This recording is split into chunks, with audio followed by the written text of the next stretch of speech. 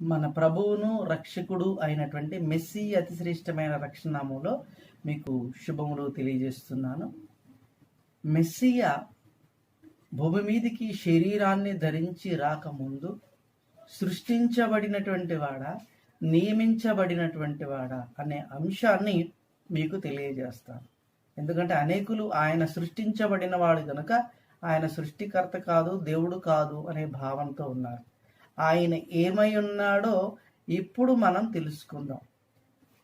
సామెతల గ్రంథము 8వ అధ్యాయము 22వ వచనంలో ఆయన గురించి ఏమని వ్రాయబడి ఉన్నది అంటే, పూర్వకాలమందు తన సృష్టారంభమున తన కార్యములలో ప్రథమమైన దానిగా యెహోవా నన్ను కలుగజేసెను.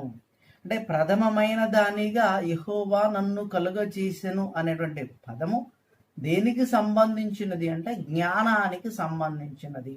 ఇక్కడ జ్ఞానము ఘోషిస్తూ ఉంది.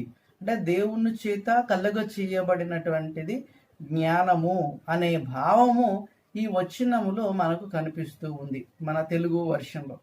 అయితే కొన్ని బైబిల్ని మనం గమనించాలి. హెబ్రీ నుంచి ఇంగ్లీష్లోకి డైరెక్ట్గా ట్రాన్స్లేట్ చేసినటువంటి బైబిళ్ళు మనకు అందుబాటులో ఉన్నాయి.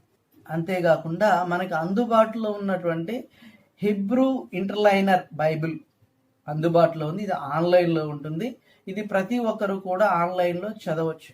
అంటే ఒకవైపున హిబ్రూకు సంబంధించినటువంటి వచనాలు వస్తూ ఉంటాయి, దాని క్రింద ఇంగ్లీష్లో రాయబడి ఉంటుంది. హిబ్రూ టు ఇంగ్లీష్ ట్రాన్స్లేట్ చేయబడి ఉంటాయి. అది కాకుండా ఇంకా డైరెక్ట్గా కొంతమంది రబ్బీలు బైబిల్ని ట్రాన్స్లేట్ చేశారు. అందులో రబ్బీ మోషే అన్నటువంటి ఒక రబ్బీ ట్రాన్స్లేట్ చేశాడు. ఆ రబ్బీ మోషే ట్రాన్స్లేట్ చేసినటువంటి ఆ బైబిల్ని ఏమని పిలుస్తారంటే restoration scriptures true name edition అనేటువంటి బైబిల్ని ట్రాన్స్లేట్ చేయడం జరిగింది. వాటిలో ఈ వచనాన్ని హెబ్రూ నుండి డైరెక్ట్గా ఇంగ్లీష్లోకి ట్రాన్స్లేట్ చేయబడినటువంటి ఈ వచనాన్ని కనుక మనం గమనించినట్లయితే ఏమని వ్రాయబడి ఉన్నదంటే, God possessed me in the beginning of his way before his work of old అని వ్రాయబడి ఉంది. అంటే దేవుడు తన పూర్వ కార్యములలో ముందుగా నన్ను కలిగి ఉన్నాడు అని వ్రాయబడి ఉంది.